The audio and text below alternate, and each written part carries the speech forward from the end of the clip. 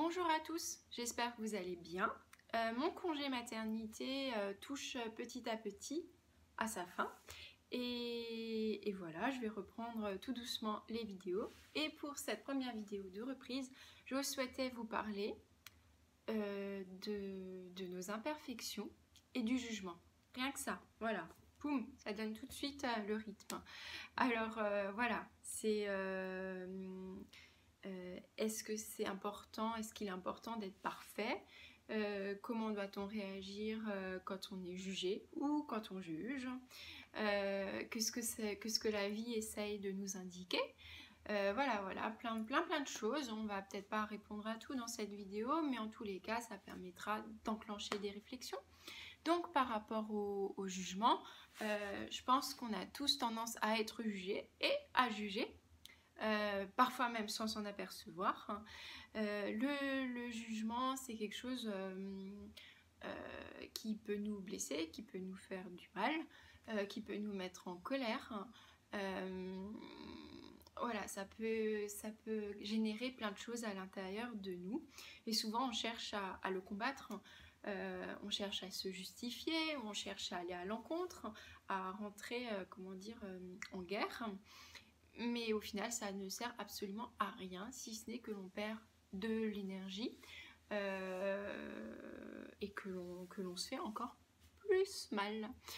Donc, on va utiliser différents cas de figure. Le cas de figure où je suis ou je me sens jugée, parce que parfois on n'est pas jugé, mais on se sent jugé. Voilà, c'est encore plus compliqué. Donc, c'est moi. Et voilà, il y a un jugement extérieur, je me sens jugée ou on me juge. Que faire avec ce jugement? C'est de l'entendre dans un premier temps. Tout simplement, j'écoute ce qu'on a à me dire.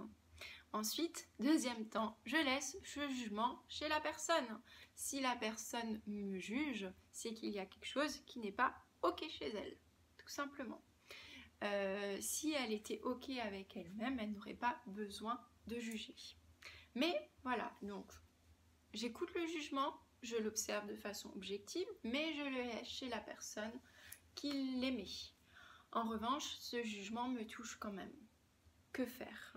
Eh bien, c'est de voir pourquoi ce jugement me touche. Il me touche, ça veut dire qu'il y a quelque chose que je peux faire évoluer en moi, tout simplement. Je vais vous donner un exemple qui m'a énormément marqué dans ma vie. Quand j'ai ouvert le cabinet de sophrologie, j'ai eu une personne qui, le jour d'avant, juste avant l'ouverture, m'envoie un SMS en me disant, alors en gros, l'idée était là, que beaucoup de gens pensent de moi que je suis une princesse et que je cherche à aider les gens parce que je culpabilise et que je cherche à me racheter. Un truc dans ce genre là. Quand j'ai eu ce SMS, sur le coup, j'avais envie de réagir. En fait, j'avais envie de lui en coller une, voilà. Mais sur le coup, voilà, j'ai eu un coup de chaud, j'étais en colère, j'étais haineuse, j'étais fâchée, j'étais triste, enfin toutes les émotions. Mais en même temps, je me suis dit, Aurélia, tu vas devenir sophrologue, tu vas pratiquer en tant que sophrologue. Si tu t'énerves contre n'importe qui, qu'est-ce que tu vas montrer comme exemple, etc. Donc je suis un peu plus rentrée dans le mental et j'ai essayé d'appliquer ce que l'on peut voir. Et je me suis dit, voilà, cette personne, elle a le droit de penser ça de toi, même si ça te déplaît. Et peut-être même que c'est la vérité. Et donc, je suis partie de ce postulat-là. Je me suis dit, oui, c'est une vérité. Voilà. C'est pas la vérité, mais c'est une vérité. Quelque part dans ma vie, j'ai eu beaucoup de chance. Et effectivement, peut-être que je ne suis pas, peut-être que je n'éprouve pas assez de gratitude face à cette chance-là. Et voilà, ce message, il est là juste pour te montrer, oui, tu as eu de la chance, éprouve de la gratitude. Et suite à ce message, je me suis promis de dire plus souvent merci. d'essayer de voir plus souvent les choses que l'on m'apporte. Ce message m'a beaucoup aidée parce qu'il m'a permis d'évoluer et de découvrir une partie de moi-même que je n'avais pas fait grandir. Donc vous voyez, le jugement est arrivé. C'est une vérité, donc je l'observe de façon objective. En revanche, je ne rentre pas dans le jugement en disant mais pourquoi tu dis ça, c'est pas vrai, je suis pas une princesse, et nanani et nanana. Non, je crois que j'ai pas répondu au SMS, ou j'ai dit merci, ou peu importe, je sais plus. Donc, observer, je n'ai pas pris, j'ai laissé chez l'autre. En revanche, ce SMS m'a touchée, donc je me suis dit, tiens, il te touche, il y a sans doute quelque chose à faire évoluer en toi. Voilà.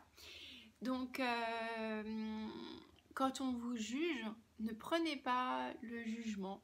Prenez-le comme une vérité, mais comme une part de la vérité, tout simplement. Observez ce qui se passe en vous et regardez ce que vous pouvez faire évoluer en vous. Donc, la deuxième partie, c'est quand moi je juge. C'est là où on doit se méfier. Parce que quand moi je juge, je ne suis pas OK. Il y a quelque chose à l'intérieur de moi qui me rend triste, qui me bouleverse. Et pour exprimer cette souffrance, je passe par le jugement d'autrui. Voilà. Je suis triste parce que je me sens par exemple seule. Je vais critiquer ma voisine qui est hyper extravertie, qui a plein de potes, qui parle avec tout le monde. Je vais la trouver, je sais pas, je vais la trouver vulgaire, je vais trouver qu'elle parle fort, etc., etc. Non, à un moment donné, si moi je suis OK avec ce qui se passe dans ma vie, avec mon intérieur, avec mon extérieur, la voisine, qu'elle soit extravertie, introvertie, qu'elle parle doucement, fort ou qu'elle chuchote, au final, moi, ça ne me perturbera pas.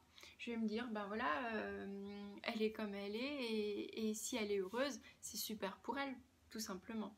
Donc, jugement extérieur, je ne le prends pas, je le laisse chez autrui, mais le jugement que j'émets, en revanche, là, attention, warning, pareil, qu'est-ce qui est à l'intérieur de moi?